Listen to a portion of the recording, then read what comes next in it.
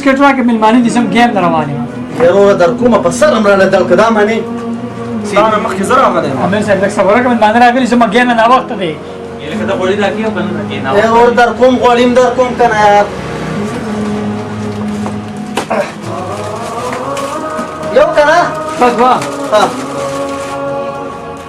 همدا وایه استاد مې جیم ورسره راکړه یاره لکه په وخت وایه که نه نو دونه وخت موږ سره کم ته ګډ ته وګوره یاره وره د غوړي مال راکې که نه زموږ کور کې مېلمانه دي زر کوه که نه یار همدا وایه استاد دې څه پلیو چاچور هم راکړم لکه لږ صبر وکړه چې چیني راکړه مالو صحیح وایم یاره وره زه څه کمپیوټر خونې مه چې تارل درکړم تارل درکړم یو کس پاره غومه که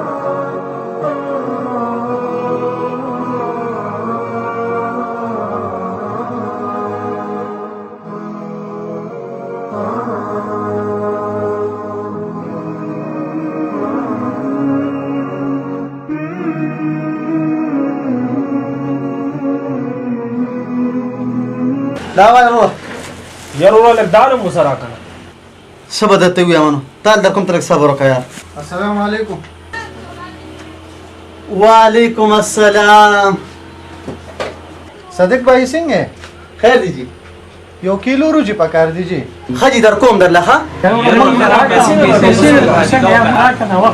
زر کوه دا جي وخت دی یار بیا مرو تاسو لږ صبر وکړئ در کوم تاسو لم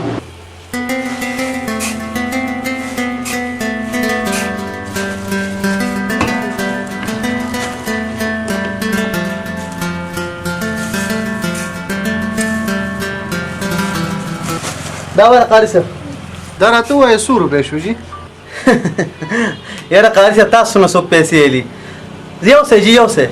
تاسو هسې خو نه یې وروړې خیر پیسې راته ووایه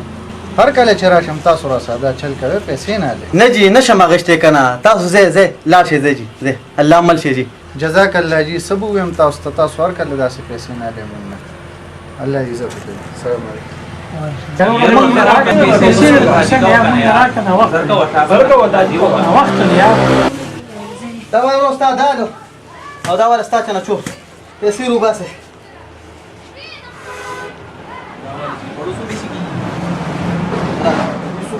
دا کوم دره بقایا دا کوم دره 500 روپۍ نور راکړه ټیک دی نور کوم دره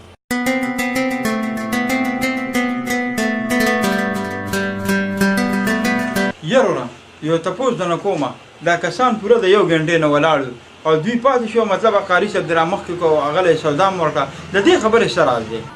وروره وایم وروره دا قاري صاحب چې کوم دی که دا زموږ د جومات امام دی او زه چې د خپل امام خدمت ونه کوم احترام وکړم آخر د چا به کومه نو ورو داسې کار دی زموږ د جومات امام چې کوم دی زموږ د منځونو ذمهواري یې م اخیستې ده زما د بچو د تربیت ذمهواري یې م اخیستې ده نو چې یو کس زما د آخرت سوچ کوي نو زه به د هغه لپاره لږ شت د احترام او خدمت نه کوم ماشاءالله خبره خو ډېره ښه خبره وکړه ده خو دا راته وایي چې دا پیسې دې ولې وانخېست ته دا سودا خو ستا څخه نه راوړې وایم یاره وروره پیسې دې څنګه والمه تا ته پته نه لګي چې زموږ د جومات د امامانو څه تنخواګانې او چې په کومو کسانو باندې 100 یو نیم سل روپۍ د میاشتې چې کوم دی هغه وتړلی شي که نه همغه کسان بیا جومات ته مول نه راځي نو دې د وجې زموږ ټولې محلې وایي دا فیصله کړې ده چې قاري صاحب د هر چا دوکان ته ځي که هغه د سبزۍ والا دی که هغه د فروټو والا دی که د کریانې والا دی فری سودا میلاوي ډېر ښه وروره والله ماشاءالله ډېره ښایسته خبره دې وکړه خو دا راته ووایه چې دې ثواب کې به زه ځان څنګه شامل کړم یروره چې ته پکې ځان شاملې که نه او دې ثواب په کار کې نو دا اسانه طریقه ده هغه وګوره قاري صاحب خپل موټرسایکل د مصري والا سره ټیک کوي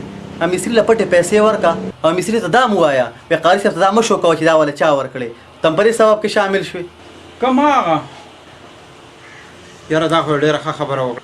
وروره زه م ورځم په منډه باندې چې دا پیسې هغه مصري ته ورکړم صحیح شو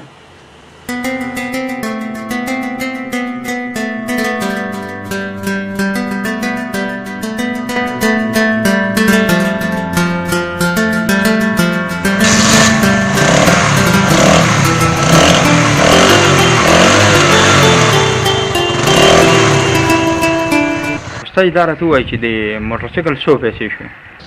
یاره جي دا خو ډېر ګران ګاډی دی او یونیک ګاډی دی قاري صاحب په خپله خبره وکړه دا خو ډېرو پیسو دی او ستا جي اخلم یې نه مطلب دا راته ووایي د 100 پیسو کار دی به کې وکړو څه مسله وه پکې هغه راته وایي 100 روپۍ شوې یاره جی مبلین مو ته بدل کړه او د ټیونینګ مو ته کو ټوټل 450 روپۍ کېږي خیر دی تاسو 400 راکړئ وګورئ در کوم په یو شرط چې دا قاري صاحب نه بالکل خبر نه شي ها نه نه جی بېغمه شي خیر دی بس پرده کې به دا پیسې دا کوي ها دا وایي مهرباني دیو پیلې چې را سره اوس کې نه الله مې عزت وکړي بس دا به م غټ احساني چې قاري صاحب چې تپوس وکړو بس اجنبي راغلی بس لاړی صحیح شو بېغمه شي جی الله دې ستاسو عزت وکړي مهرباني